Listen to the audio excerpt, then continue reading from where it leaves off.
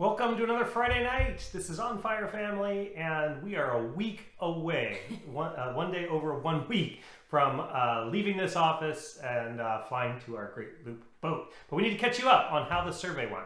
So thanks for joining. Cheers. Cheers.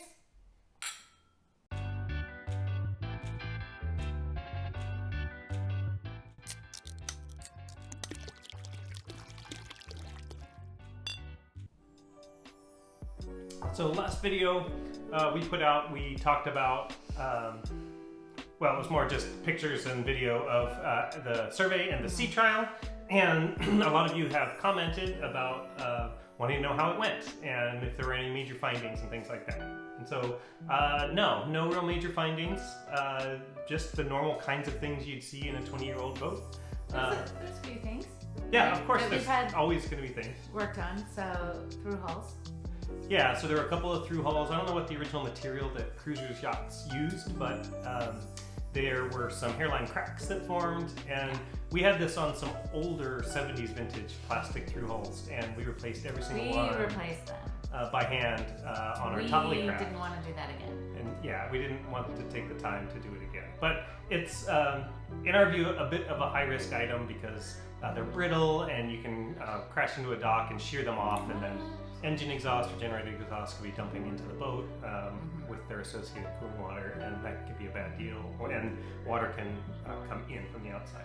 Bad news. So that was a deal. There was some engine cleanup and bilge cleanup that we had done. Lots. There was some hydraulic for the autopilot that some lines, the autopilot had been replaced, and when it was reinstalled, the lines were kinked. And so that was not a good situation, so we needed some new fittings and whatnot. So that's the stuff that we had the marina take care of because we've not been at the boat since the sea trial. And so it was a good time for them to do, and things that, since we'll be moving the boat within a couple of weeks of us getting there, we wanted to get kind of those mission critical things done. Other things we found are things that are that we'll take care of ourselves. A lot of cosmetic stuff. The whole survey went very well.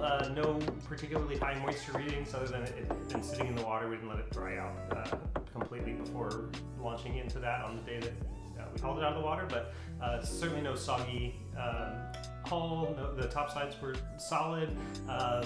There was maybe one spot around a hatch or something that had a thud with a hammer sounding, but nothing serious, nothing under the waterline particularly, which was awesome. The swim platform behaved?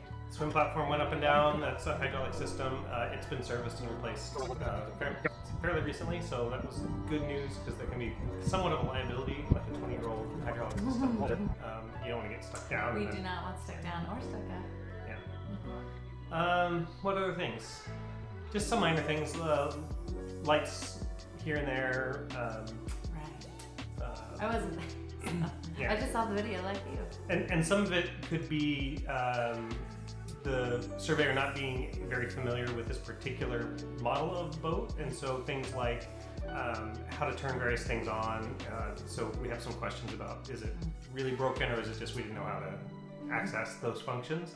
And the selling broker wasn't particularly familiar with that kind of stuff either. So lots to do once we get there to sort some of those things out. But yeah, no major findings. Everything was cool. The engine. So again, we had two different surveyors, one for the hull, one for the diesels, and the diesel surveyor thought they were very well maintained engines for their vintage. Yeah. The hours were appropriate for the vintage. The oil samples, he pulled oil samples. We expressed those out, and that was a nervous few days. Because we were getting close to the contract date for the boat, and so we needed to get those results. We actually had to extend a day.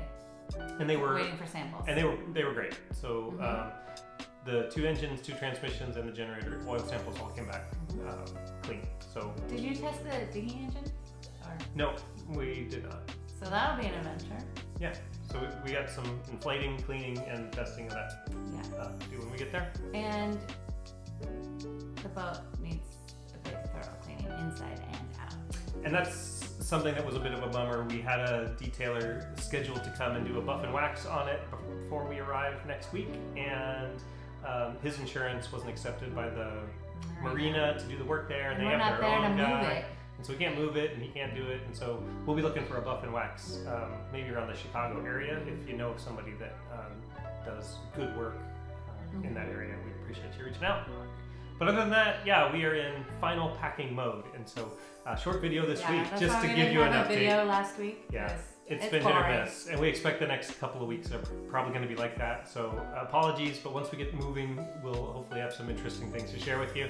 Certainly walk through of the boat coming, and some of the how we got to where we are and how we picked this boat and all of that stuff. So stay tuned. Thank you for joining again. We'll see you next week, or maybe the week after. We'll see. See. It's going to be a busy next week. Cheers.